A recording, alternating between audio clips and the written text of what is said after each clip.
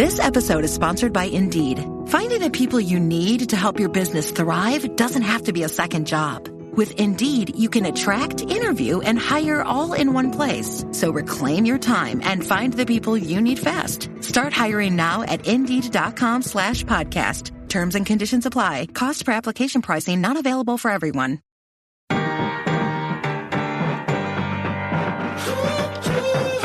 Hi, and welcome to Deep Dive with Jamie Stein, where we take a deep dive look at all things reality TV, pop culture, and the world at large. I'm an intuitive and an empath, which means I pick up on the thoughts, feelings, and energy percolating in other people and the world around me. I believe there is meaning waiting to be found at every turn if you're willing to see it. So join me as we dismantle everything from trash TV to high spiritual concepts and learn more about ourselves, each other, and how we're all connected.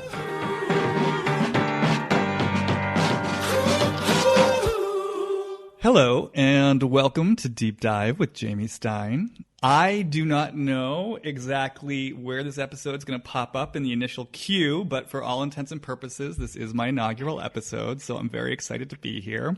And I'm particularly excited to bring in my guest today, who is a good friend and also a brilliant colleague, Piper Sample.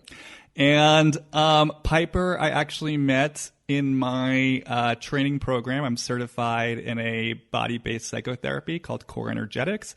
It was a 4-year professional training program, and I had the privilege of having Piper as my class assistant, where we got to know each other. So Piper, I know you yourself are also certified in Core Energetics, and why don't you just give us a little brief description of, you know, who you are in your work and your training and what you do with clients. Hi, Jamie.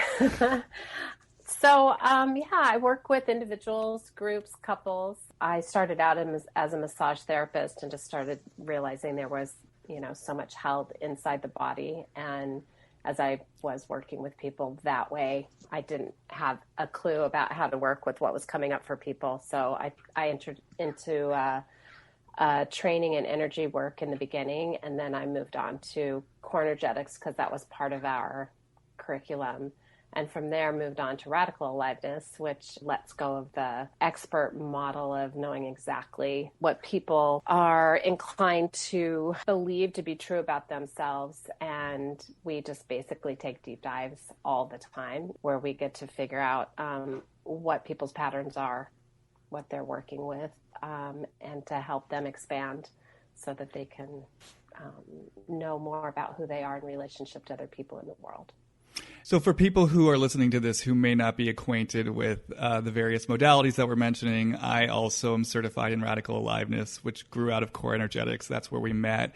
And just for a little bit of background, when you mentioned, for example, throwing the expert model out the window, Core Energetics is a form of psychotherapy that's based on the idea essentially of not diagnosing people, not labeling people with certain, diagnostic terms, and instead really staying open to each individual's brand of knowing, each individual's brand of creative wisdom, each individual's brand of leadership, how they want to bring themselves to the world, how they experience themselves in the world. So it's a form of psychotherapy that's really about let's drop all assumptions and support people and clients from a place of really being willing to hang out in the unknown with them. Mm-hmm.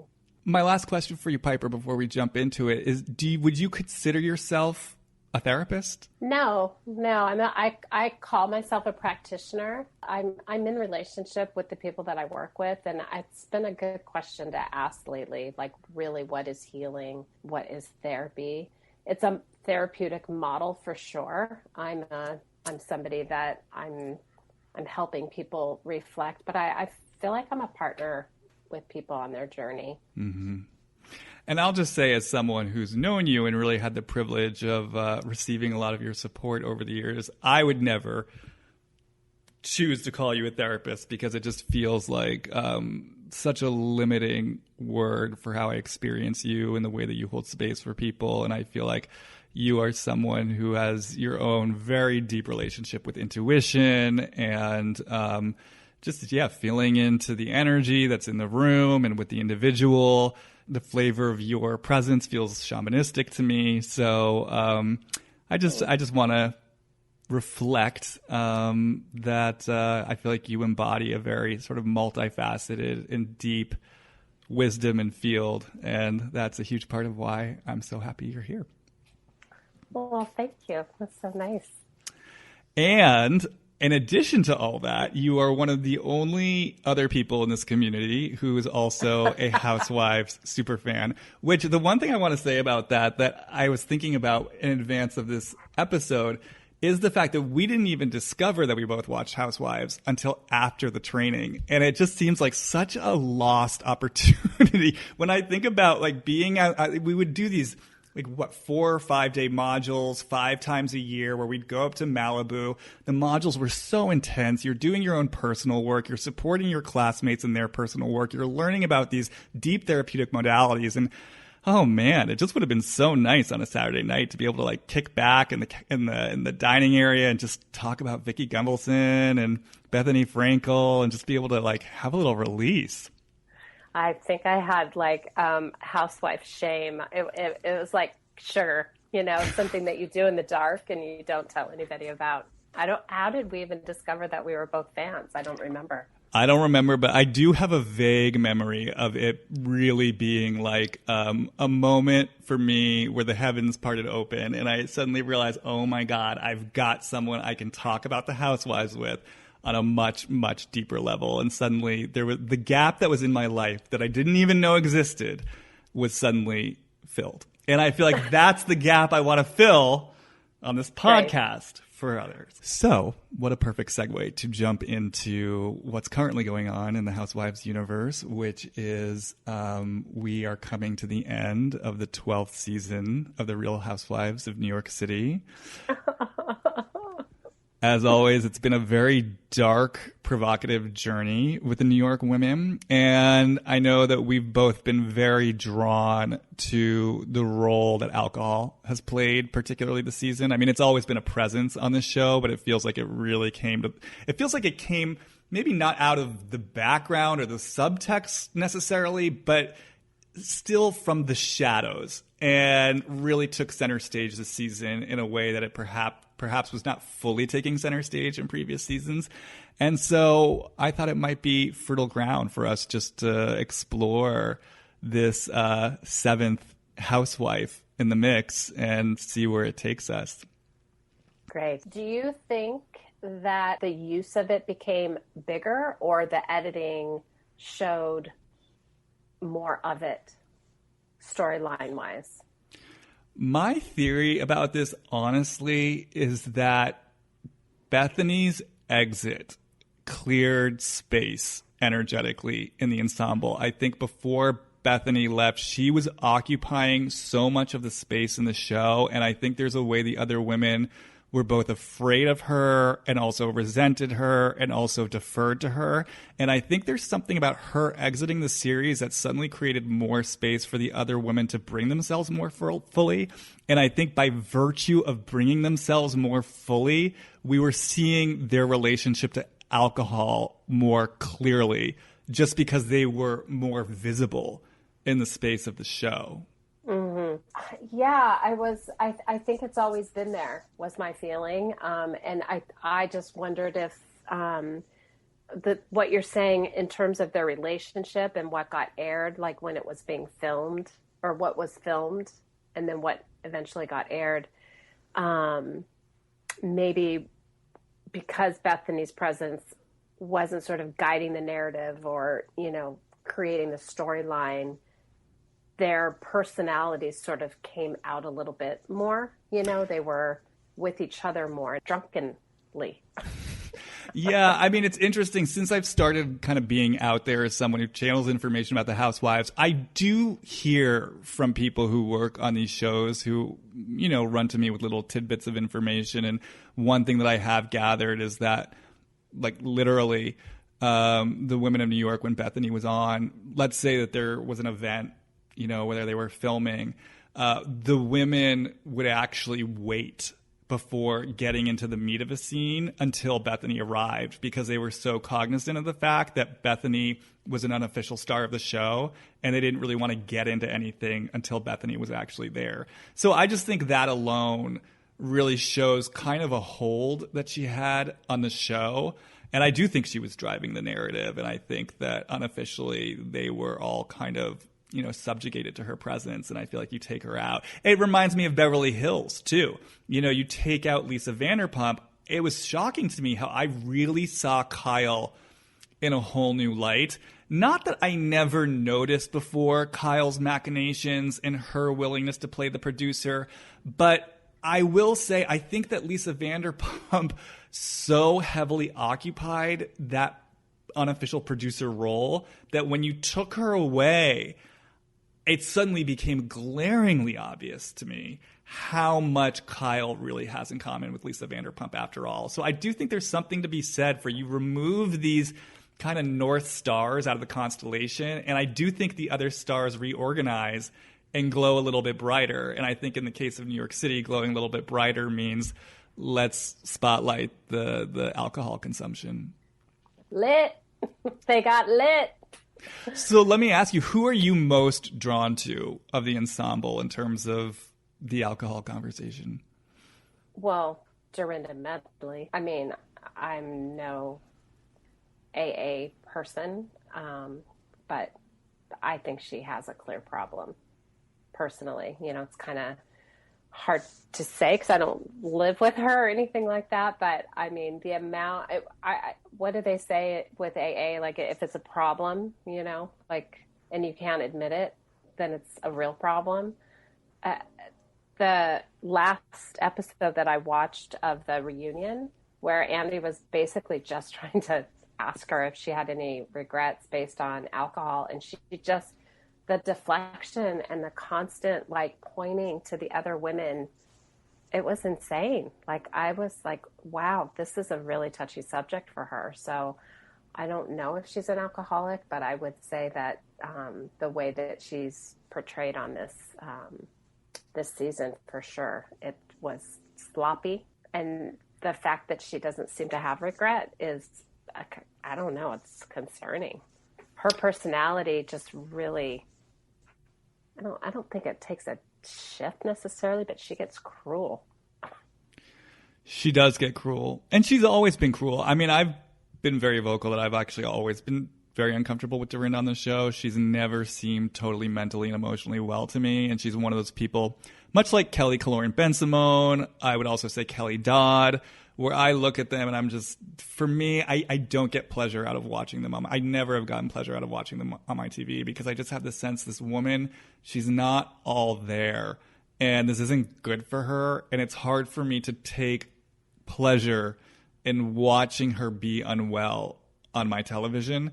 I do think that Dorinda, I think she's gotten a lot of leeway because, well, you know, she is funny. She's got a dynamic personality. She also has a lot of heart, and she does have a lot of love in her heart. So I think a lot of people have been drawn to that and have been willing to overlook these glaring examples of her cruelty. I mean, true cruelty, but it's always been there. It just feels like this season it's skewed so far. The pendulum swung so far in the direction of the cruelty that people finally were unable to or unwilling to overlook it. Well, and it becomes hard to see her heart. I mean, I think that's the point was, like you said, her heart is very big, but it feels broken. It feels like she has a broken heart, and she's so unwilling to feel the pain that she either masks it, I think, with alcohol and then gets very boisterous and that cruelty comes out because I think that's how much she's hurting. That's the way it felt to me. And that's why I was always uncomfortable watching her because to me, even when she was in her heart in previous seasons, it always felt like the other side of the coin of her cruelty in the sense that it was just almost so delirious. Everything was always all or nothing with her emotionally. So it's like I'm thinking now, I remember some season where she got drunk and I think she spoke in a disparaging way of Bethany's business. And Bethany got really upset and hurt by that. And then the next morning, Dorinda just like laid it on so thick. It was just like, oh, I would never do that. I love you so much. It's this, it's that. It's like you're either a villain in her eyes or you're a saint in her eyes. And it's like there's no room for complexity. There's no room for nuance. It truly is this, you're either on a pedestal or you're the scum of the earth. And so for me, even when she was in a loving place, it always just felt so kind of, she just felt as deeply blinded by her love for someone as she felt deeply blinded by her rage towards someone. So to me, all of it just felt like nonsense. It's like, I don't even trust the loving things you're saying right now. It's like, even her relationship to Leah this season, it's like, do you truly love Leah this much, or are you just colluding against Ramona? It really felt like their bond was about, I hate Ramona so much right now that anyone I can kind of get on board this train and band against Ramona with is someone who I'm going to just raise up as this amazingly respectful, amazing wife and mother. But the truth is, if Dorinda had stayed on the show and Leah had returned and, was there long enough, at some point, that rage is going to get directed towards Leah. There's no rhyme or reason to her love or to her anger. So I think for me, in watching the show in seasons past, even when Dorinda was in that loving, warm place, it still just made me uncomfortable because I was like, there's no consistency to this. It's just, she's almost like a wild hose spraying water everywhere. And it's just like, you never really know where it's going to land or what setting it's going to be on. She doesn't feel grounded in any kind of emotion. Like, when I say emotional reality, she doesn't feel grounded in her own emotional reality of like what she actually feels about anything. It just feels like everyone's sort of a projection for wherever her reactivity might lie in a given moment. Yeah, when I think about her, I think about like working with her, for instance, I would just like, I would want to support her just to like sit still, to literally be able to just be in her own experience, because the charge, her and like energetically, it feels like a constant drive, a constant driving, forcing current away from pain. And until she actually feels her pain, like really deeply touches into it, she's always going to be moving, either causing pain for other people or avoiding her own and like taking out whatever is in her path.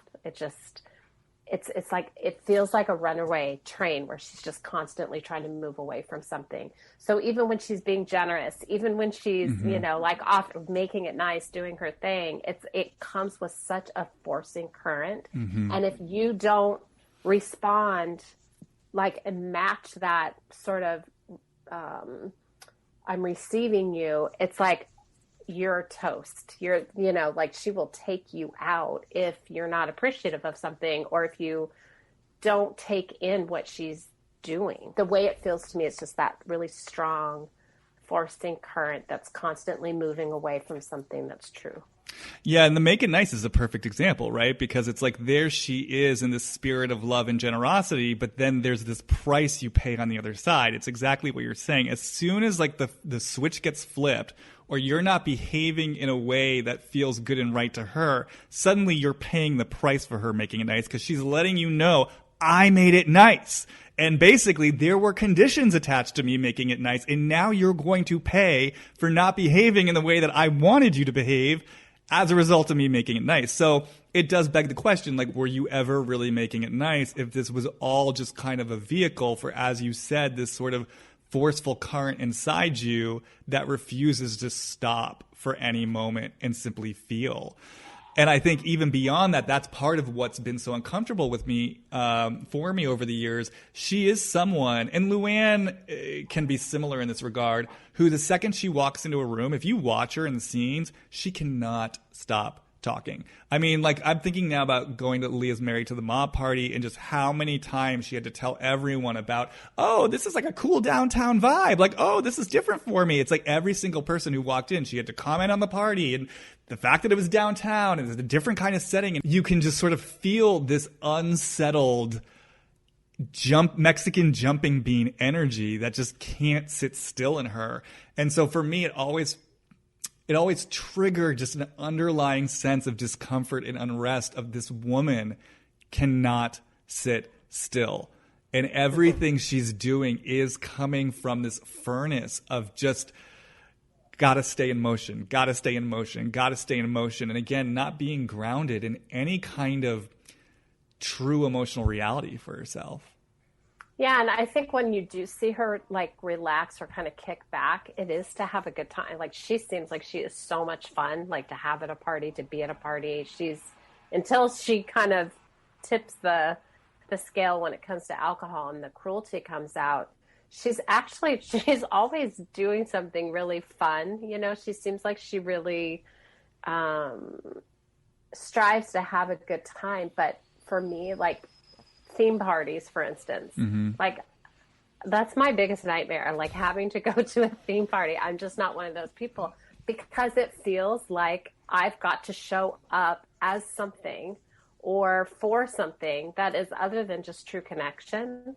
And it's like, again, that forcing current that we were talking about. It's like, you can't even just show up and just have a good time. It's got to be, we're having a good time as pumpkins or Santas. It's like, come on, settle down, just relax. And I don't ever see her, or that it's just not really shown where she's actually having conversations where she's taking people in. She's always trying to convince them of something else or telling them what they're doing wrong or trying to fix something for somebody else. It's like, I wonder what it would be like if she could just like, I'm hurting. You know, like I haven't let go of my husband yet, or whatever her thing is. I don't even know her whole history, but they mention her husband all the time.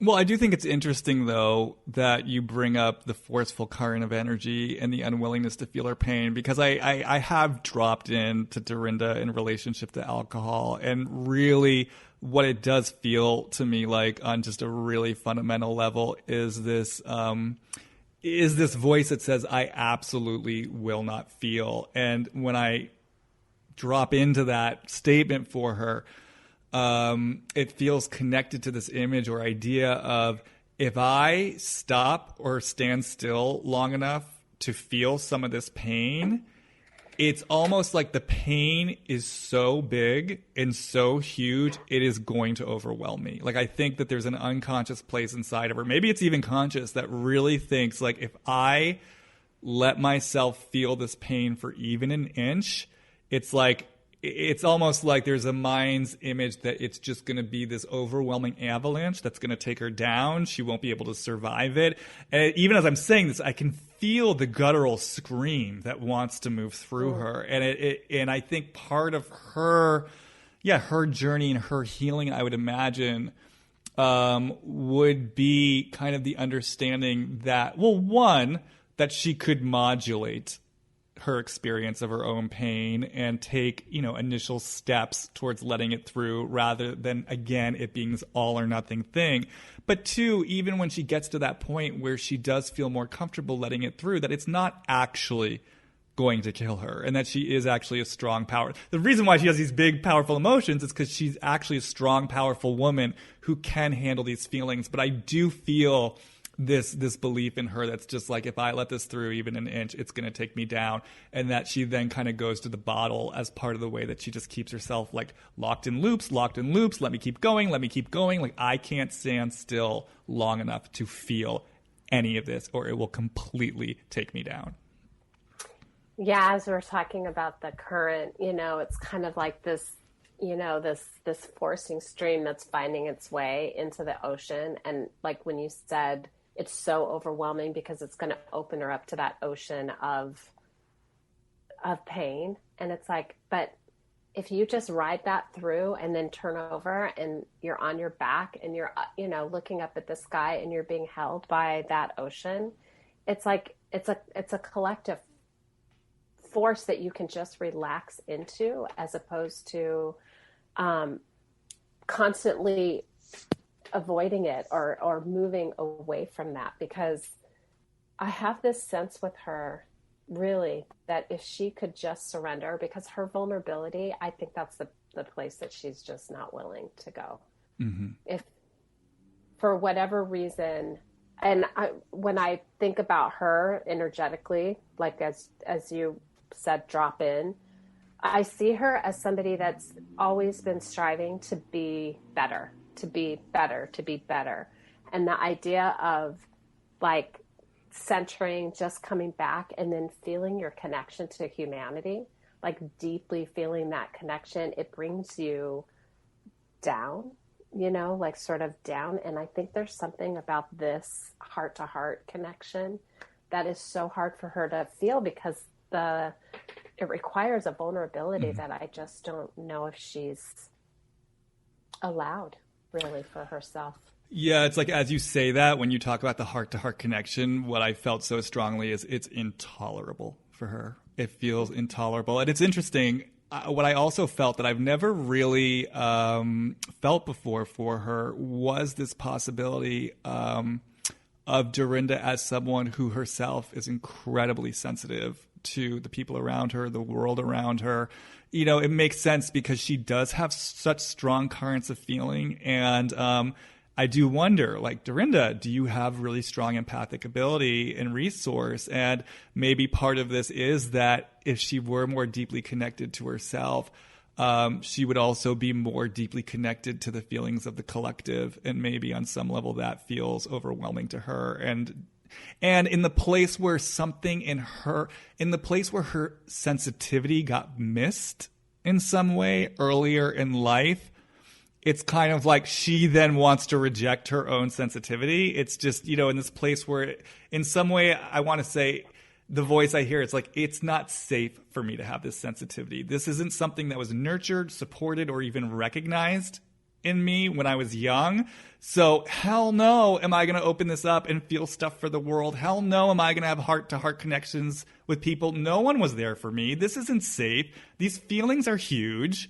I'm not doing any of this. But kind of like what you're saying, when I articulate those statements, there's such a deep level of suffering there. And she thinks she's protecting herself on some level, but really she's destroying and damaging herself because she's resisting, if we trust the information that's coming through, she's rejecting the possible truth of who she actually is. Mm-hmm.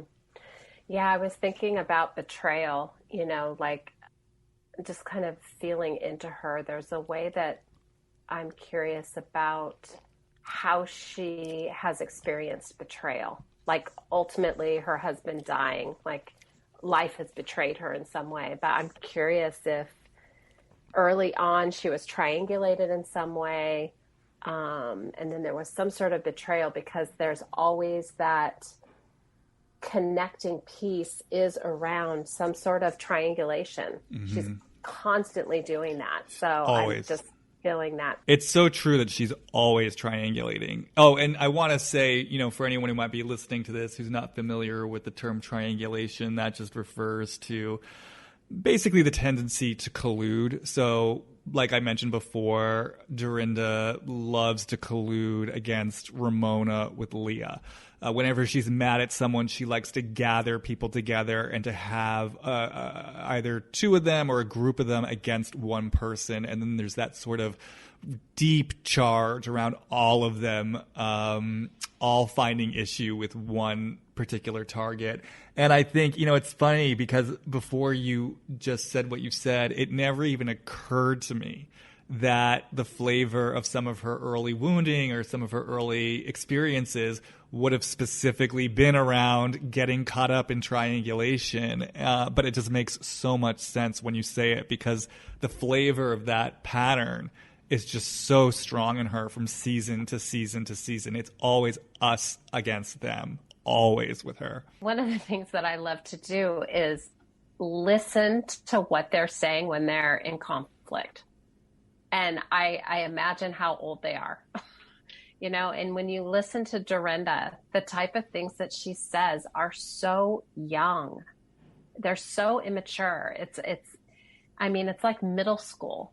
And I just wonder about maybe how early on this type of behavior started with friends. And there's a deep insecurity there, like opposed to maybe somebody like Leah. Yeah, like Leah seems like somebody that is so deeply grounded in who she is and really knows herself. And she is unapologetic for who she is, but she's the first person to apologize if she's actually hurt someone. You know, it's never an intention that she has to actually hurt someone. And with Dorinda, she refuses to take ownership of the fact that people are telling her that she has an impact on them that is painful. Yeah. That is hurtful. And it's so interesting because as you were saying that, the question that floated through my mind is, you know, what would it mean for Dorinda if she were actually willing to drop in and, you know, simply be open to taking responsibility for her actions or to feel the impact she has on others? And then as soon as I pose that question, it brings me right back around to what we were exploring a little bit earlier of, oh my God, if she has to take in the impact she has on other people, not only is she going to be feeling them more deeply, but then she also has to feel herself more deeply. And she has to feel herself more deeply in this place where she feels other people. And so it does feel very much like just another protective mechanism from ever having to sit still and sort of truly drop in to the truth of her own sensitivity, to the truth of her own vulnerability, to the truth of her own feeling. Well, look at the projection. I mean, she is like the projection queen. Oh, yeah. You know, she's just constantly, if she's asked a question, she answers the question with what somebody else is thinking or feeling. So she identifies constantly her sort of what she's trying to say by telling you about what's wrong with you. And the thing that's so interesting to me about her, I mean, I know a lot of people, myself included, actually talk a lot about the effect of the unresolved grief over her dead husband, Richard. But I do always feel like, you know, the issues that we're seeing play out on the screen have to predate this marriage, right? Because, yes, you can certainly pay an emotional price for unexpressed and unresolved grief, but at the same time, if you choose to respond to a loss in a certain way, that means there was already something predisposed in you to have a relationship to disown feeling, to disown grief, to disown anger.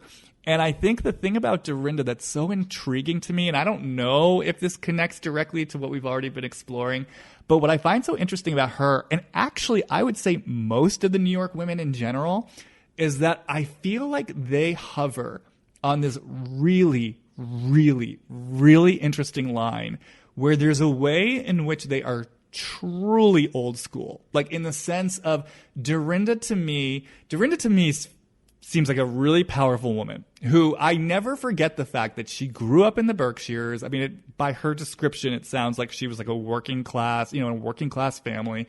And she saw Bluestone Manor, right, where she currently lives, and she had this vision of one day owning and living in that house. And the fact that she actually manifested that vision, to me, I'm always just like, this woman, she's a powerful woman. She's a powerful manifester. And yet she's also someone who's still of a generation where she basically, I believe, I'm not wrong about this, like, I don't know a ton of her history, but from what I've seen on the show, she basically married into her wealth and she married into her money. And it's not like she necessarily created her life of her own, volition in a way, or her own business or her own resources. It's like she really relied on, marriages that facilitated her entry into a certain echelon of New York society. And so she's kind of, in a way, a very sort of older generation of woman, but at the same time, she is really powerful. She's really strong. She's really outspoken. These women have like unapologetic sexuality. So I do find that line that Dorinda, Luann, Sonia all walk, and I get curious for someone like Dorinda in the place where she has so much rage and so much unexpressed feeling, how much of this is connected to a possible experience of there are ways in which I sold myself out in order to get this life that I wanted to have for myself? And what kind of toll am I paying now for that? Well, and that certainly gets sort of explored a bit with her obsession around Tinsley and Scott, right? Like I didn't know anything about Dorinda's, way into money or anything like that. I had no idea how she found her way there, but I know she has a lot of it. And I think with Tinsley, her criticism is that she's relying on a man for her money when Tinsley has her own money. Like I don't understand like what she's talking about there, but because she kept saying that in the reunion, like about being a woman who's not dependent upon a man. And I'm thinking to myself, that's so interesting that she's all over that when Tinsley clearly isn't with Scott I don't know if she's with him for his money or not, but that doesn't seem to be the driving force or the need, because she, in her own right, from what I understand, is very wealthy. Yeah, no, Tinsley has her own money. And it is so interesting, Dorinda going on and on about, I don't need to rely on a man for money. But the only reason you're in that position, I believe, is because you're living off prior husband's money that was left to you. I mean, we've never heard Dorinda mention anything about work or career. I mean, we know Ramona created her own successful business. Now, do I think Mario brought in a lot in terms of assets and money as well? Yes, but we know exactly what Ramona did. We know how she built it. We know same thing with Leah, same thing with Bethany. We have not heard anything from Dorinda about like the business she created, the way she accumulated her wealth. My understanding is that this all came from men, which, by the way, God bless her, more power to her. None of this is set in judgment. But I think, I would agree with you that the flavor of her charge around Tinsley seems like it's revealing, a charge that lives within her. And it does make me even more curious about this possibility of like, does Dorinda have a lot of unexpressed rage about the choices she felt she had to make, either consciously or unconsciously, to create the life that she wanted to create for herself, especially someone like her who is so strong and so powerful and has such a voice. I wonder if there are choices that she's made, AKA, by the way, like we've seen her do it even in a position of privilege and wealth. She made certain choices in terms of her relationship with John where you're watching her betray herself in some way. I mean, I'm making the assumption that she wasn't completely 100% thrilled about this relationship with this man who, by all accounts, seems at the very least dishonest, kind of sketchy. So we're sort of seeing her even in present day circumstances betray herself. And I do always get curious about, to what extent has she felt like she's betrayed herself throughout her life and how much of that's playing into this disowned rage. Her level of power that she has to manifest, what could you imagine her doing in the world? Like if she was on a path where she was actually using her power to support others, her generosity, she's clearly a very generous person. She has the power to really affect people. I could just imagine her being like a major source of fundraising for really like good causes. I was literally, two things came to me. And one of them, I was literally about to say, I really saw her doing like major philanthropic work. The other thing that I saw immediately that jumped in when you posed that question actually was some sort of really powerhouse, I want to say like party planner, event thrower, caterer. Totally. Yeah, that part of her that likes to make it nice, throw parties. Not pretentious, though, like boisterous, fun, life of the parties, that kind of came into me. And then, the follow-up thing to that is from that place of success and from that place of manifestation and from that place of being very well connected in, New York society, just major powerhouse philanthropy and the ability to kind of make connections to raise money. And what I feel for her as I say that too is causes that support women, like really supporting other women. Absolutely. Absolutely. I think if she could drop into a deeper sense of her purpose, like really be able to sit with herself a little bit longer, move whatever is in the way of her actually being able to feel herself completely. Once she did that, because she has such an ability to, I think, be a connector and be somebody who, like you said, I could just imagine her doing some really powerful connecting, like connecting other people together for a greater cause. And it could be super fun, and she would have a really good time, really enjoy it. It reminds me of her aerobics classes. You know, the fun and the spirit of those aerobics classes she gives, you know, bringing that same sort of fun and spirit to these events and to the fundraising. I mean, I feel this huge capacity for joy in her, and I just keep seeing rainbows and color. It just feels so celebratory. And, you know, I think part of having a huge, deep capacity for joy is also having a huge, deep capacity for the grief in the world and the sorrow and just the willingness to have it all. And to understand that it's okay and that it also can be modulated. And I think, too, what's interesting to me about all this as we're speaking, I'm always aware that Dorinda, and I have to say, on some level, I actually respect this about her. She is one of the few housewives who truly never took a stab at a business on the show. Like, there's no, I mean, she sometimes merchandises her sayings on t-shirts. I think that's the extent of it, but there's never been a skinny girl, tipsy girl clothing line going into, you know, Century 21. Mm-hmm. There's never been like a wine. She's never once kind of come out of the gate with an entrepreneurial platform on the show. So I find that interesting. Why do you think she's on it? That is a great question. I'm dropping into it for a moment. I mean, honestly, the first thing I heard was something connected to what we've been exploring around this idea of not ever wanting to stop. You know, I mean, there's a current to the being on The Real Housewives. It is a full-time job that never ends because you're either shooting or you're watching the episodes and then caught up in the tidal wave of everything that's creating, you know, and then as soon as it's over, about a month later, you're back to shooting. So it really sort of occupies a huge amount of real estate in their lives.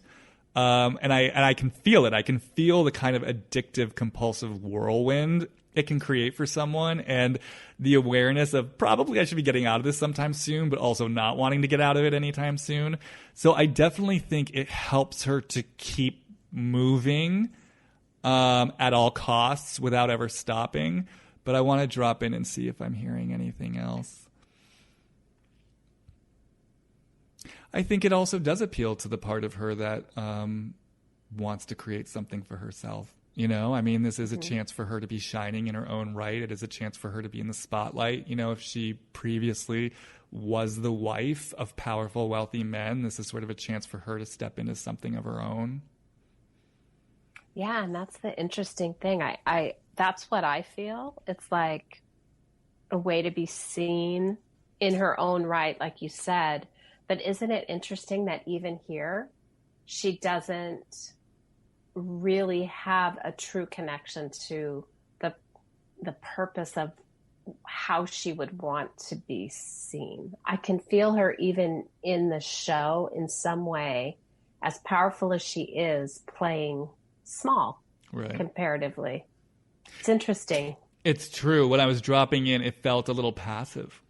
You know, it felt like... That's a great word. Yeah, what I did was I kind of dropped into her and just sort of saw the other women, and then I saw the logo of the Housewives of New York City, and it was almost like I felt a little bit removed from it. And it's interesting because even if you think about someone like Tinsley, who also, you know, didn't really create a business, with Tinsley, you really understood, no, I'm using this as a way to get myself back into New York society, ideally using this as a lily pad to finding a man, kind of getting my groove back. And I feel like Tinsley actually succeeded in doing that. Whereas with Dorinda, it really does seem like there's not even a pretense of using the show as a platform towards something greater. The ultimate passive aggressive.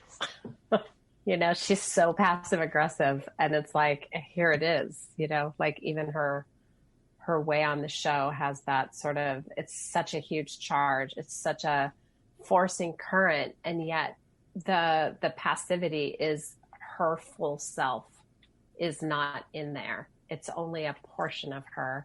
And like we were talking about, I think the part of her that she is disconnected from in her own self, that's always going to be the thing for her until she can actually drop in and feel it all. Well, that's what I was about to say. Yeah, to me, it's such a metaphor for the way in which she's not fully grounded in her own self. Like there's a way that she's not fully grounded in this experience. It's like she's just sort of letting it take her somewhere. And it almost feels like there's no reflection on her part about what this experience means on a deeper level or what even her intention is with it. It's like, current, take me away, and let's just keep it moving. It's so sad because for me, I always just feel this kind of broken heart, and there's so much potential there. You know, it's such a big heart. It feels so generous, and it's with such a capacity, like you were saying, to feel.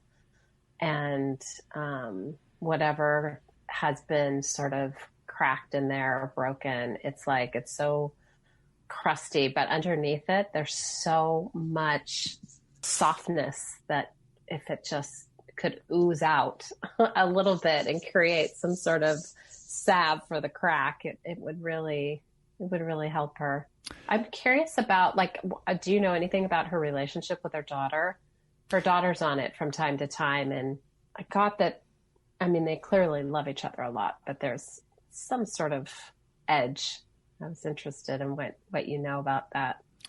I don't know anything. I know that I feel very uncomfortable when her daughter is on the show. You know, there was that scene recently where they were in a diner together, and, you know, her daughter Hannah was basically telling her, I forget the specifics of it, but, oh, you know, these are all the reasons why I respect you and I look up to you. And then Dorinda started crying, and it made me so deeply uncomfortable, because the one thing that I do know, or the one thing that I feel confident in saying, I mean, these sides of Dorinda that we see on the show in front of the camera, the reactive rage, the finger pointing, I'm just like, there's no way in hell you're going to tell me that Hannah hasn't been on the receiving end of this throughout her life. Oh, totally. And just seeing the way that Hannah, it just felt like there was a way that she was really enabling Dorinda in that. I'm not saying that Hannah doesn't believe the things that she was saying, but it just felt like she was truly feeding into Dorinda's emotional narratives. You know, it felt like Dorinda, when Hannah was kind of reflecting back how much she respected and admired her, and Dorinda was crying, you know, you could kind of feel the wheels of victimization turning in Dorinda's mind of like, yes, that's right. I'm just trying my hardest. I'm just trying to hold it all together. This is who I am. This is what I do. And to see how comfortably and easily her daughter slipped into that narrative, I felt like we were kind of getting a glimpse of the underlying pattern of, you know, Hannah knows how to tiptoe around Dorinda's moods and emotions. And I wonder to what degree Hannah's even aware that she's likely been on the receiving end of behavior that's not appropriate. Hopefully she's been in therapy. You know, it's clear that that was a learned behavior. I really noted that scene as well. And there was another one in their apartment when she was doing something and there was some sort of banter, some teasing going on.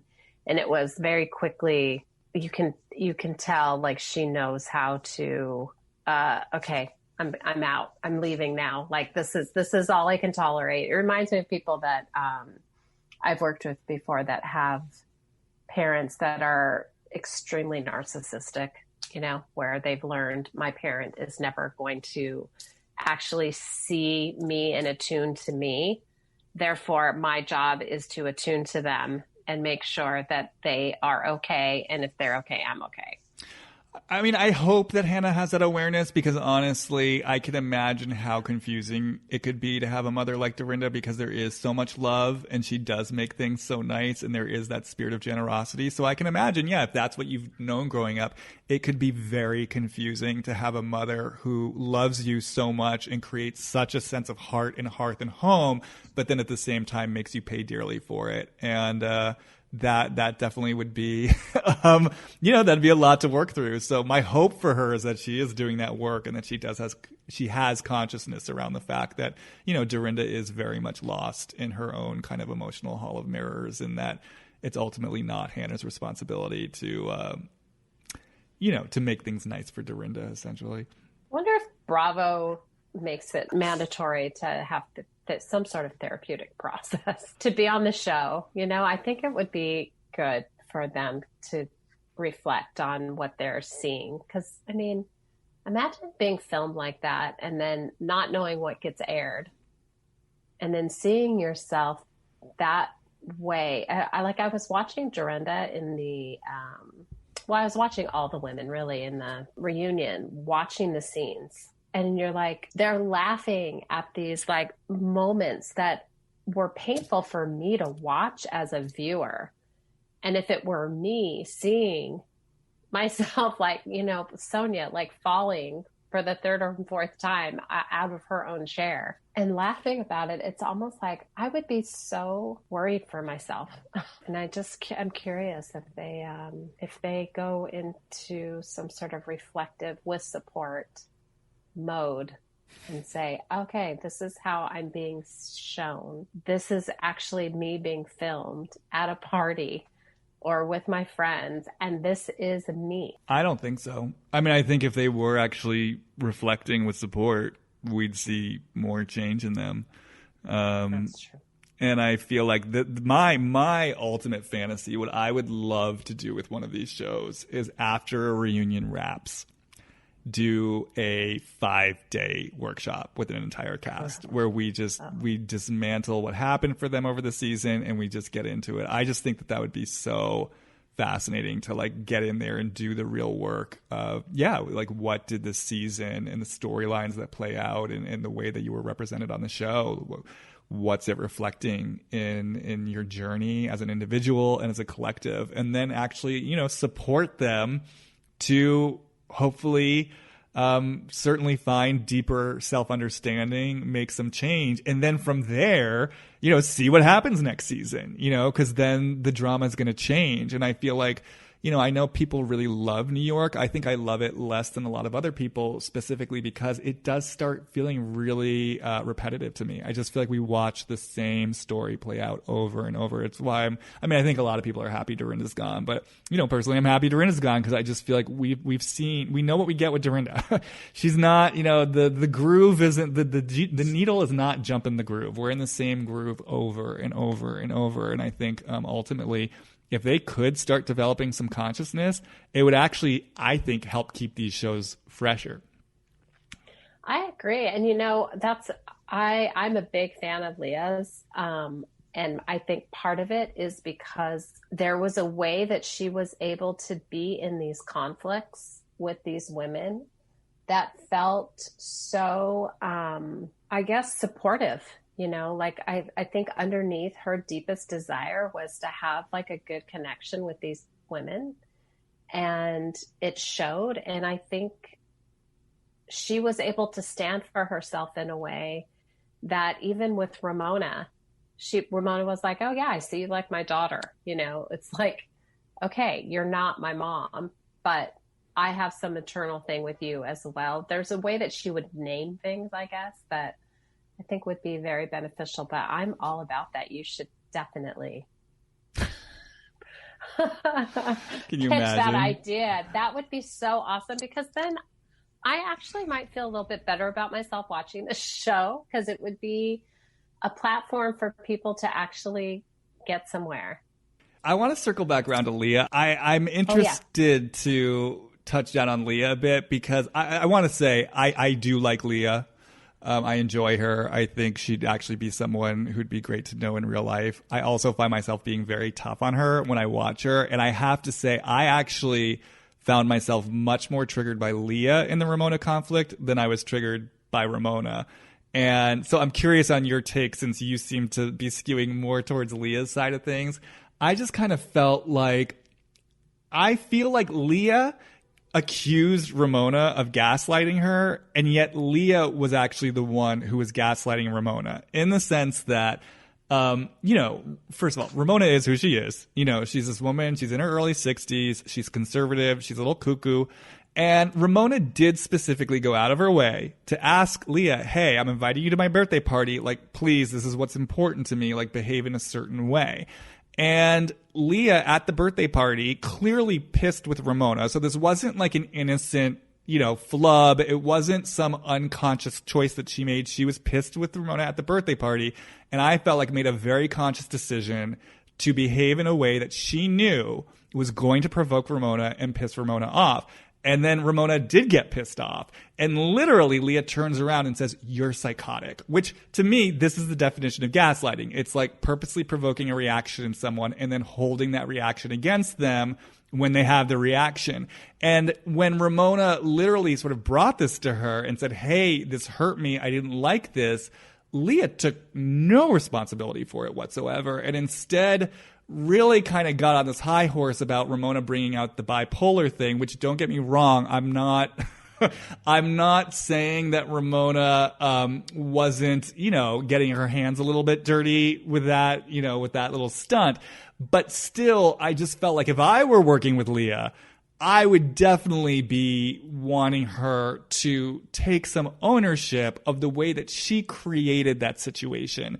And I just felt ultimately like there was so much projection on Leah's part of like desperately wanting Ramona to approve of her, like desperately wanting Ramona to approve of her. And I did kind of feel bad for Ramona by the end, where I'm just like, Leah, she's not your mother. Like, leave her alone. She doesn't need to approve of you. Like, what is this demand you have on this woman to accept you unconditionally? That is definitely a fair assessment, for sure. It's my question for Leah would be, why are you going to a party where somebody's telling you how to behave? First of all, she's a grown-ass woman. And Ramona, why are you invite Leah. But if somebody misbehaves at a party, it's the person, it's not you. So don't invite people that potentially have that proclivity to behave that way. Or to me, it's so controlling. Jamie, you're invited to my party, but if you wear that polo, I'm so sorry. I'm just going to be so offended, and I can't have it. I hear what you're saying, and yet what I want to counter, though, is Leah's behavior at that Newport dinner. Do you not feel like, to me, if I had been at that dinner, first of all, I mean, speaking to your point, I would have left that dinner if Leah had been behaving that way. I found her behavior so... And this is, yes, this is a show, I know, where the women act out, they get outrageous, but there was something for me, and maybe this is it. Maybe I'm triggered in the same way that Ramona is triggered. There was something about that display that just felt so over the top, so invasive of the other woman's personal space. And I think the thing that also bothered me about it, too, was the fact that the next day Leah was saying something like, look, I was just in a really difficult place, and this was just how I worked out my inner demons. And if I had been there, I would have been like, okay, but Leah, you imposed your inner demons on me. Like, why do I have to carry the brunt of your inner demons? I felt, once again, it was kind of a space where I do like that Leah doesn't want to apologize for who she is, but sometimes I think that she takes that lack of apology a little bit too far. And if she had behaved that way at a dinner I'd attended, I could see maybe saying to her, hey, look, I want to include you in my birthday plans, but it's important to me as the birthday boy that we're not going to have another repeat performance of the stunt you pulled in Newport Beach. I think it's Newport Beach. No, that's LA. Newport, Rhode Island. So can you kind of make sure you keep it under rein? Yeah. I mean, look, I have in my family people that are over the top, and I just know who they are. And if I'm going to invite people that I think are going to be offended by that, I think I might have a lot of room for people that behave that way, just because I grew up with it, and I don't get offended by it. What I saw, it was over the top for sure, but I thought it escalated because she was being told to shut it down. Once she was being told to stop doing whatever it was that she was doing that was inappropriate, I think that this would be complexity right here, in my opinion. Like, Leah's behavior is a way that she behaves all the time. Like, that's just who she is. She's at a party. Maybe she's highly sexual. Maybe she's really comfortable with her body. She's totally fine humping tables, whatever. That's just who she is. So if I know that about her and I'm going to be throwing a party where people are going to be offended by that, I might not include her. And then if she's wondering why I'm not including her, I would tell her, look, I'm not including you because your behavior's erratic, but I'm not going to tell somebody to do something that I'm not their mom. I don't even tell my kids to behave that way. But here, okay, you're helping me get so clear on something. There's two things I want to say. So the first is, though, if you said to Leah, or if Ramona said to Leah, I'm not including you because your behavior is erratic, Leah is not someone who would simply receive that information and say, okay, this person's drawing a boundary for themselves. I mean, we saw how she responds to Ramona's sort of lack of approval. I mean, there is such a charge around it. And she became I almost felt obsessed with constantly wanting to sort of prove Ramona wrong in situation after situation after situation. So I do feel like there's a bit of a setup here with Leah where it's sort of like you're damned if you do and you're damned if you don't, which leads me to my other point about Leah. I just pinpointed why I get triggered by her behavior at Newport or by, the behavior at the birthday party. And it's this. And this is what I think the fundamental difference is between her acting out and maybe some of the other women acting out. I feel an unspoken demand from Leah in her behavior. I feel like there's this voice in her saying, this is who I am. Accept me, deal with it. You have to deal with it. It's that place in her that still wants to be seen and heard in a certain type of way, who wants to prove that she's okay. And I feel that energetic demand in her. And I think that's the place in me that kind of bristles around this behavior and is like, look, get the fuck away from me with this. What if I don't want to accept you in this place? And I think that's why in some ways I relate to Ramona, because it's like, I want to say to Leah, I have a right to say no. And if I say no, you can't hold that against me.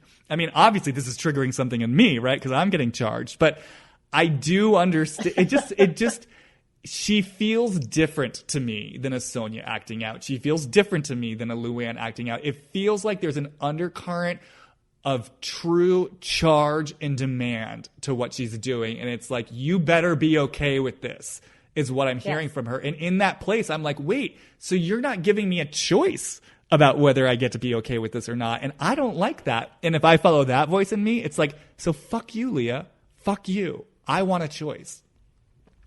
Yeah. So why isn't your choice not to invite her? That's my question. Well, I mean, yeah, so I can make that choice. I mean, when you put it like that, it's like, absolutely, I can make that choice. And then if Leah continues to have energy around me, I can just stay rooted inside myself and not engage with however she's reacting. I think before we had this conversation, what I could sense in me, though, is if I drew that boundary, and then that's going to hurt Leah, because it will, because this is sort of the drama she's constantly acting out. It's like, accept me for all of who I am. And if you don't, it's this deeply wounding thing. And then that's going to even bolster my need to assert my right to be all of who I am. It's this feeling of like, oh my God, you're sucking me into this drama that I don't want to be a part of. And I think, what I'm realizing in this moment is, yeah, it does sort of require, I think for me to be in relationship with Leah in that place, it requires me being deeply connected to my own sense of just a calm, clear boundary. And then if she wants to try to suck me into some drama around it, of course, I have the power and the resources to not engage with her in that way. But I do think there's something she does underneath the surface that's very provocative, and that she likes to tussle with people. And I don't think she owns it. I think that talk about passive aggressive. I think there's something very passive aggressive in the way that she likes to tussle with people. And so I guess what I would say is, yes, we're ultimately all responsible for our choices, but I understand how and why this would be triggering to someone. Absolutely. I mean, for sure, there's a demand there. I'm not going to argue that at all. And I would say that some of it is unowned and some of it is owned. I do hear her saying, I know I'm like this. I know I'm hard. She does actually own part of it. And as far as what I can tell, but what I do see is that it might challenge someone who does not want to hurt her. Like you said, like if Ramona doesn't want to hurt her by not inviting her. But the question, it feels so much cleaner to me to say something up top. Look, I love you to death. You're a great person. And I don't like it when people take their clothes off at parties. So I'm not going to invite you to this party. Like, bottom line, it's not you I don't like. It's your behavior that I don't like when it comes to parties. I just can't trust you. To me, it's such a clear message where if more people said that kind of shit to her, she might actually decide to look at what she's doing. Whereas I think because she's so, she's like that precocious kid that knows how to sort of warm things over. She's charming. She's like Jax in a way, she's got a little bit of that edge to her.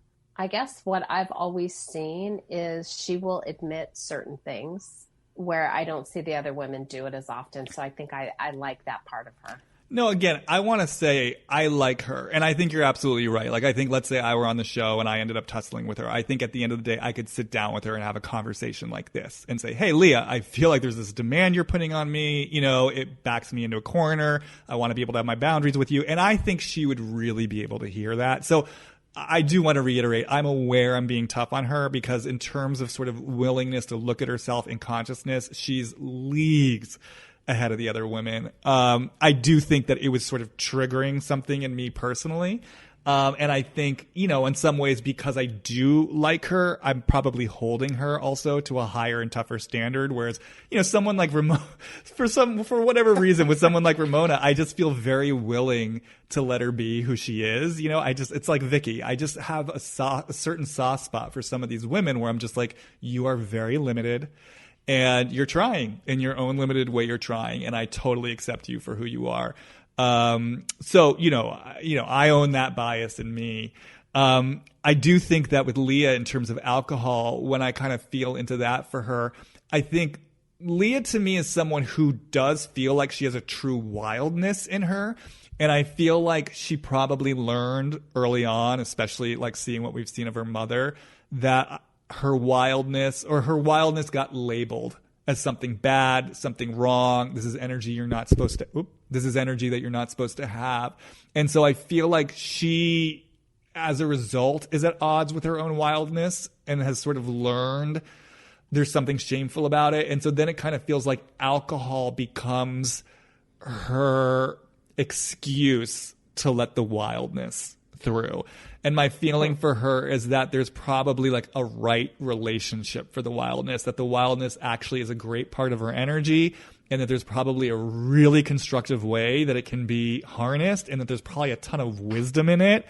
But that like she hasn't fully let herself learn that yet because she doesn't fully understand that this isn't actually energy she has to avoid or resist or sort of tuck into the shadows of alcohol.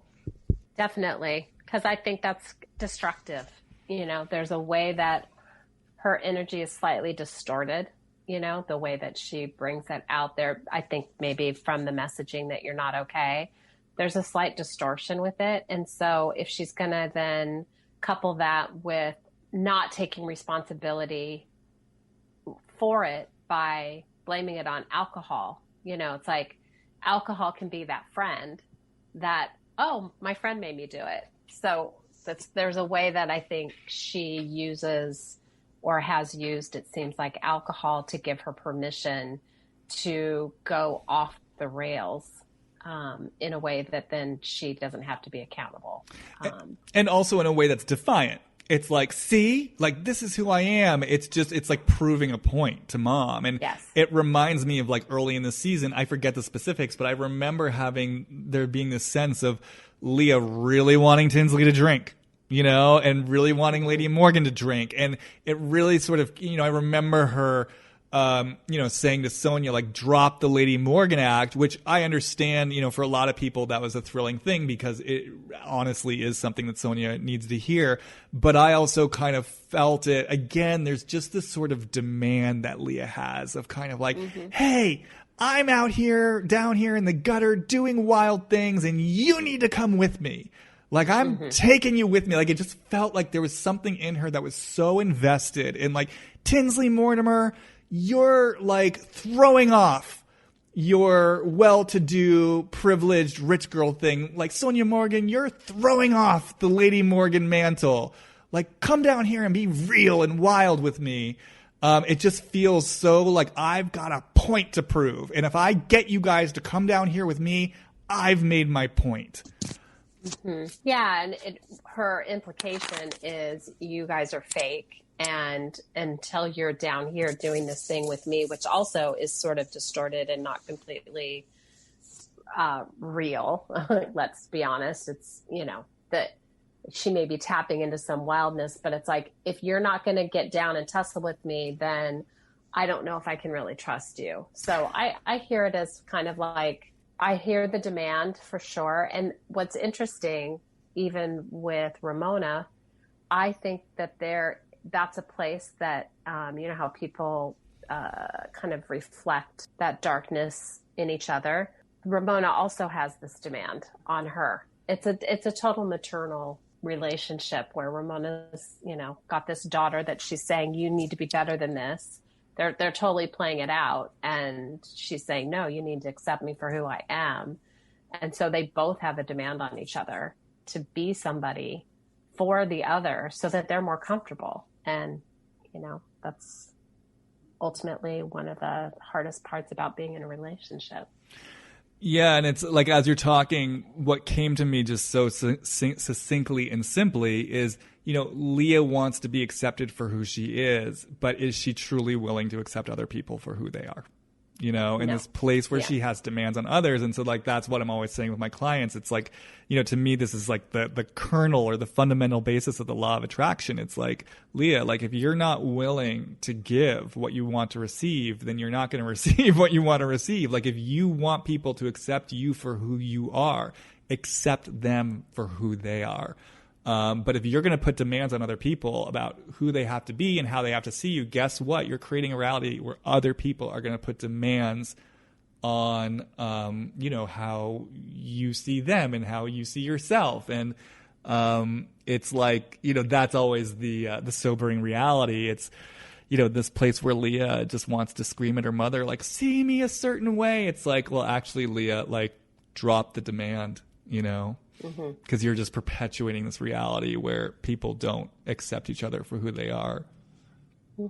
If she could just let people, because I think she is actually pretty accepting of some things, but not if they aren't accepting her. Right. I think the one thing she has a hard time tolerating is the lack of acceptance. Oh, yeah. I mean, it takes her somewhere so deep. I mean, it just feels like she really had an experience of feeling judged in a real place of, like, essence, you know, the core of who she is, and that there was just some message she received there around, like, parts of me are not okay. And I think because she does have such a strong heart and such a deep capacity for love, I think it really, really hurt her. And I think, you know, her job would just be the willingness to feel the pain, you know, the pain of heartbreak, the pain of rejection, but to also realize you can feel that pain of rejection without then going into a story that you being rejected means you're not worthy of love or that there's something wrong with you. Like, to basically, I can feel the pain of rejection without making this personal. I just happen to have a conservative Irish mother who's uncomfortable with her own wildness. So she doesn't want to see my wildness, but it actually doesn't mean there's anything wrong with me. It hurts that she won't see me and accept me for all of who I am. But I don't have to go into a story about this, about my lack of worth. And if I don't go into a story about it, then it doesn't really matter if other people accept me for who I am because I'm in alignment with myself. Mm-hmm. Exactly. And that deeper self-acceptance then leaves room for other people to be a little tighter, a little less wild, and there's a deeper acceptance for the other because you don't need them to do what you can do for yourself.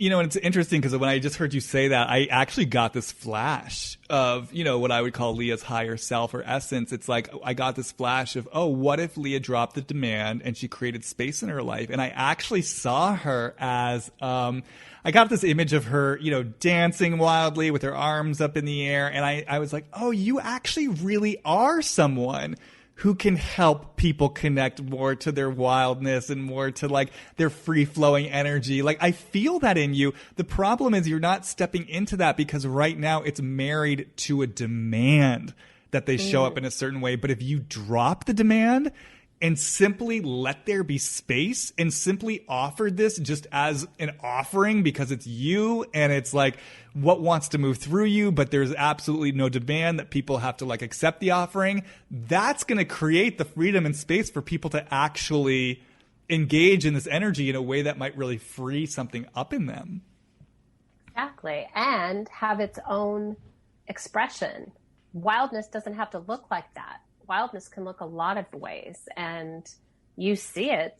They each have their, you know, their element of it, and the demand to have it look like misbehaving is, I think, the place where she gets sort of caught up in talk about a forcing current, you know, like then it becomes there's no room for somebody else to show their wildness in a different way. Yeah, and I think, but the good news here, though, I think it's awesome that Leah actually, it feels like she's actually quite close in a lot of ways to the truth of who she is. You know what I mean? Like, I love that for her. I love that, you know, she's not far off in terms of wanting to help liberate people's sense of freedom and wildness. It's just right now it's a little bit hampered with this place where she, stays out of her own heartbreak and as a result sort of puts a demand on other people. So we'll see now that she's on a sober journey now. She's in 12-step recovery. So we'll see how this wants to play out. I think that is amazing for her because I think that will actually allow her to get closer to exactly what you're just talking about. I think there's so much potential for her. And she's already so close, you know? Yeah. Like you said, she seems like somebody who's very self-reflective and willing to admit mistakes, and maybe just with this one little piece of focusing inward as opposed to the demand that the other make her okay, she'll get it lined up. And I also think what's cool about 12-step is that it is a spiritual process. And, you know, I do feel this very kind of spiritual place in Leah. I feel like the potential for like that kind of connection to, you know, a sense of spirit and higher power. So I think that could potentially be really good for her as well. Mm-hmm. Speaking of 12-step recovery, I do want to make sure before we run out of time that we do pivot to Luann. Because there's no discussing alcohol, RHONY, without bringing in the Countess DeLesseps. And so I am curious sort of where you're at with her, and maybe if I'll just kind of jump the gun a little bit. I'm so fascinated by the road that Luann walked this season of kind of outwardly, unapologetically claiming, you know what, I'm not comfortable calling myself an alcoholic. I'm not sure I'm done with alcohol. I'm going to sort of try my hand with, you know, drinking in moderation and see where that takes me. And I find myself feeling so many different things about her journey this year. And I'm curious, like, where are you at with Luann's current leg of the journey? Oh, such a good question. It feels so complex. And I actually feel like it's heartbreaking to see. to be honest. I think that she has a very deep addiction to alcohol, and she's justifying this. She's very controlled, in a lot of ways. But if she's not able to have a good time without it, like the one scene that actually, like, oh, my heart just kind of tightened up a little bit. It was like some sort of scene where it was like, oh, this was her first sip of alcohol, as if that were really true. I doubt it sincerely, but it was like, oh, this is vodka in here. Oh, and then it splits to her saying, oh, I really love the taste of vodka or something like that. And it's like, nobody loves the taste of vodka. People love what vodka does for them. So I feel like Luann could probably be somebody that could drink without having too many problems. But if she has problems and she drinks to deal with her problems, she's never going to grow. I think she actually grew a tiny bit in her journey with sobriety. Like she actually stepped outside of herself a little bit. Yeah. It still was about her. Even in her process of, I don't know. We can only ask so much. You have to tell me. I know. It's like one of those things where it's the way that they show her making amends to a couple people, the way that she is in community, and it really highlighted the level of, I don't know, narcissism, I guess is the only, I hate using sort of pathological terms like that, but out of everybody on that show, it's incredible to watch her talk about herself. Oh, she's intoxicated by it. She is literally to the point that she thinks that she can be someone who's had that big of a problem with alcohol and still be able to drink because she doesn't want to give that up. Why? I would want to know why. Well, I did drop into Luann and alcohol briefly before we hopped onto this conversation. And yeah, I mean, it was very much what you're speaking to. I mean, it was interesting because, first of all, I actually felt this kind of freezing in the heart. Like her heart just kind of felt very stuck. And it was just this general feeling of like, I don't want to give this up. I mean, it really felt clear. It was just as simple as that. It's like, I don't want to give this up. And similar to Dorinda in some way, but far less like urgent and frantic. It was this feeling of, I'm not willing to feel everything that I would have to feel. I'm not willing to get into deeper consciousness around my life. Like I don't want to do it. It's weird with Dorinda. To me, it does feel fast and furious and frenetic, and it feels like, as you said, this sort of strong current of a choice. With Luann, it almost feels on an unconscious level more of a self-directed choice. Like she actually has, I guess that's what I'm saying. Like with Dorinda, it almost feels like she has no choice. She's just like stuck on this current and she's just letting it take her where it's going to take her. Whereas with Luann, on an unconscious level, it feels more like a choice. It feels like she's kind of sitting there saying, yeah, I know what's in front of me. I know the choice I could be making right now. And I just don't want to have to take the inventory I would have to take if I removed alcohol. I don't want to do it. It would require me to change too much of my life. It would require me to get in touch with too much pain. And it's almost, as I say these words, I kind of get this feeling of like, I'm of a certain age at this point. Like I've already rocked the boat of my life enough. I don't want to rock it anymore. I don't want to do this, is what I keep hearing. Yeah, it's interesting to hear you talk about like Dorinda's sort of lack of ground and kind of being all over the place, that like it feels like really bubbly and messy and frantic. And then Luann, it's like an ice queen. Like for me, there's just it's like a berg, like going through the water where it's so frozen to the point where I'm not going down there. You have no idea how deep the bottom of this iceberg goes.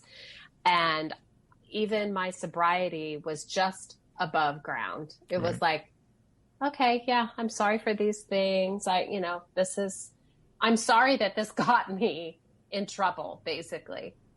I don't actually feel like what a sober person committed to their sobriety deals with in terms of self-reflection, making amends.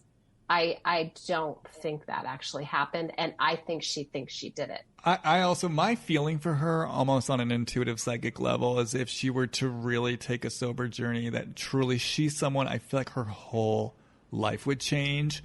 I don't know why I feel this, but I have this feeling like it would ultimately mean her leaving the show. Like she'd have to get off the show. It really feels to me like her entire life would change. And I do come back to this voice that kind of says, like, I've done enough. I feel like she kind of feels like she's weathered enough. It's like I was, in that bad marriage with the Count. I survived that. I got through that. There's been so much public humiliation, and I agree with you that there's been a small shift in her this season. Like, there are these moments where she's actually connected to feelings, where she's actually even willing to admit shame and humiliation, where I think there was a point early on in her tenure on the show where she would never even admit to feeling things like embarrassment. So there has been a degree of softening and a degree of dropping into a deeper vulnerability. And I just think with her, it's about as much as she can tolerate, because I agree with you. I think underneath the ice, much like with Dorinda, there's depths of things for her to kind of take stock of and to feel. And I think also the place in her that is so self-obsessed, I've always gotten this feeling off of her that underneath that is just a deep sense of terror. Like in the place where she really wasn't getting any attention or getting the help she needed when she was young. It's almost like, if I were to put words to it, it's like, oh my God, I'm drowning here, but no one's paying attention to me. So if I even stop long enough to let myself know I'm drowning, and then I call out for help, no one's going to help me, and then I'm just going to drown and die. So it's just safer for me to not know that I'm drowning, and to just keep this all buried under ice. And so it does feel like there's some kind of almost primal level of like an experience around survival. Like her very survival is at stake, and she just doesn't want to take that life or death journey. I've done too much is what she said. That's what I hear. It's like, I've done too much. I've gone through too much already. But yeah, what were you going to say? Yeah, it's almost like when you talk about the survival piece, like, and you were talking about drowning. So I just had this image come to mind. Like, I remember, surfing and stuff, where when you go out far enough and then you hit like a sandbar out, and then you're like on this sandbar, and she's like on the sandbar. And that's her safety, but she would still have to like cross a really deep ocean to get back to shore. Mm-hmm. But she's like, I'm just going to stay right here, because what it took for me to get here, nobody saw, nobody knows. I know what it is, but to go back to get somewhere else again, to, like actually land, I'm not willing to do. I'm fine here. You come here, you party with me, bring all your chairs, let's hang out on this little sandbar. And then if the water starts rising a bit, it's like she might paddle a little bit, but she never feels herself actually working hard anymore. I don't think she's willing. Yeah, I guess that's what you're saying. Like, she's just not willing to do it. I think she's likes where she is. Yeah, especially with the cabaret. It's all working for her right now. And I just hear her saying, I don't want to give that up. I won't give this up. I'm not going to go into more discomfort. Like, I've done enough. That's really what I keep hearing. It's like, I've done enough. Like, give me a fucking break. But what I feel for her, again, this feels more like an intuitive hit. I just have this feeling, as long as she does keep making this choice to kind of stay where she is and to stay engaged with the drinking, I kind of have this feeling it's always going to keep her out of finding really long-term committed relationship. Well, and I was just picturing her older, You know, like I think about, because Cabaret, right? I think about Julie Garland, you know, people like that had this sort of relationship to performing and alcohol and being seen and all of that type of stuff. And then in the end, you know, like there's a way I could see her kind of not being surrounded by a bunch of people that really love and care about her. So there's probably a few, her family, luckily she has kids and stuff, but it's like, I just see her as being someone whose relationships are not super deep and fulfilling and like, hey, you're in trouble, let me help you. Yeah, I mean, it feels very alone. And specifically, I just have this feeling like she's either just never going to meet a man where it becomes a committed relationship, or the other option I see is that she'll end up settling for someone who doesn't really excite her for the sake of simply being with someone. But either way, that there would be this really deep experience of aloneness, you know, as she gets into the later stages of her life. You know, and when I say that too, it does really bring into stark relief just kind of the bittersweet pathos of this show. Because I'm suddenly just getting this image of Luann older in like in her 70s or her 80s when The Real Housewives is long over, and I can just almost feel this sense of, oh yeah, the Housewives, that thing that I did that like at the time gave me such a sense of purpose and what I thought was fulfillment and fame and notoriety. And yet here it is, you know, it's over. It's not here with me anymore. And I'm at the, you know, getting toward the end of my life. And there's just this deep feeling of aloneness and kind of holding those years. I mean, especially now, it's been like 12 years. You know, of my life, you know, sunk into this kind of strange, dark vortex of television programming and pop culture. And what do I have to show for it? Well, I remember going out to the desert. We used to go to this little place, and there was a woman there who was like, she had been a cabaret star at one point, you know, and she was like the hostess of the place. And it's like, it reminds me of somebody like Luann, who will still be like performing somewhere at 70, at, you know, 75, just like it, but a little smaller venue, or going to people's parties and doing it or something, singing happy birthday, getting hired out for that just because of the name, and still feeding off of that, you know, somehow still that being her only source of worth or something. When you describe her like that, she totally feels like a character from a Paul Thomas Anderson movie, doesn't she? Absolutely. Oh my God. She is a full caricature. From like, you could just feel like she would fit into Magnolia, you know, like the older, totally former cabaret star who's living in the old delusions of her fame. But it's her voice, her clothes. I mean, like, she's the full package that way, for sure. Who knows? I mean, maybe that's where all this is all going to head. Maybe, I mean, I could totally, if I were making movies in the future, I could totally see myself making some like film that's about, like, maybe that's going to be where this all heads on such a meta level that once like the reality TV thing is morphed into something else, there's going to be a movie about Luann where she stars as Luann in a movie about her like empty later years. You know, it could get like that meta, you know. What's that one that James Franco did? The Disaster Artist? That movie. Yes, like that. I just hope that she doesn't end up alone. I really feel like she wants love in her life. So I just want to send energy and support to her so that she can tune into her own heart and let that actually be the thing that attracts her next partner. Well, I do think, you know, the issue with her, I think if she genuinely wants love, she's going to have to be willing to get off the sandbar, you know, and is she willing to make that choice? Totally. Yeah, exactly. I feel sad when I think of her. Well, I mean, she really, to me, is someone who embodies the way in which this show truly becomes a double-edged sword or like a gilded cage. You know, it's given her much, you know, if you think of it as a possible vehicle for, I mean, I know it wasn't exactly a Tamara Barney situation where like the show gave her an out from her marriage, but it does feel like, you know, it gave her something to fall back on, certainly after the Count left her.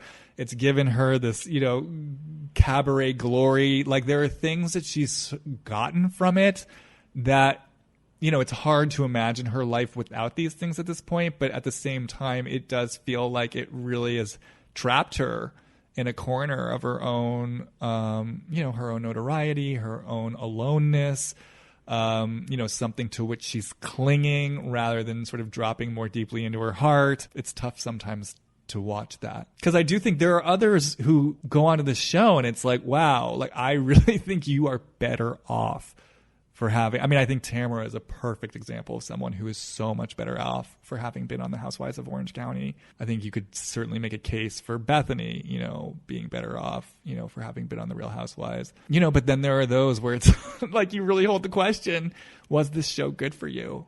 Ultimately. Well, and ultimately that's what I would ask about the, you know, the alcohol piece, you know, that we're talking about. It's like, is this show something that, because I don't know how often they're filming, you know, how much of their lives they're actually filming and for what portion of the time, but does it promote people to, if you're somebody that struggles with alcohol and you are partying like that for filming, does it support your sobriety? Well, and I think it's interesting. I mean, in the case of James Kennedy and Lala, it seems they've been making it work. So it seems like it's a possibility, but I'm sure for others, you know, it's probably like kryptonite. Right. Like, and I guess that would just depend on the person. You know, I think another interesting question in all this is just even how you define alcoholism.